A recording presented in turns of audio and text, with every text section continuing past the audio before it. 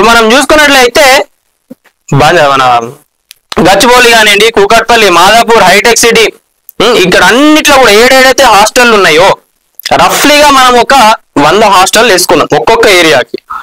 అంటే ఒక్క hostel building కి ఈజీగా ఒక టీపీఓ 10 లక్షలు అడుగుతున్నారు. ఎందుకంటే ఆడుండే 100 గజాలనే ఇల్లు కట్టేస్తున్నారు, హాస్టల్ రూములు పెట్టేస్తున్నారు, అడ్డగోలుగా అందరిని కుక్కి పడేస్తున్నారు. అలా ఒక్క బిల్డింగ్ కి 10 లక్షలు అనుకున్నా 10 బిల్డింగ్లకు ₹1 కోటి అవుతుంది. అది ఒక్క టీపీఓకే. మళ్ళీ ఇంకా మనం చూసుకున్నట్లయితే చాలా డిపార్ట్మెంట్లు ఉంటాయి, వాళ్ళందరికీ కూడా ఇచ్చుకోవాలి, లోకల్ పొలిటీషియన్ కి ఇచ్చుకోవాలి 100%. ఇది వీళ్ళు ఏదో పెద్ద పత్తిది మాటలు మాట్లాడతారు కానీ ఎవరు కూడా సక్కని పూజలు కాదు, ఇది ప్రతి ఒక్కరికి తెలుసు. లోకల్ పొలిటీషియన్ కి, కార్పొరేటర్ కి, ఆడున్న ఏరియా ఇన్ఛార్జీలకు ప్రతి ఒక్కరికి ముట్టాల్సిందే, ఎవరు కూడా సక్కని పూసలు కాదని ముందే చెప్తున్నా నేను. ఓకే, సో ఇంతమంది ఉన్నారు.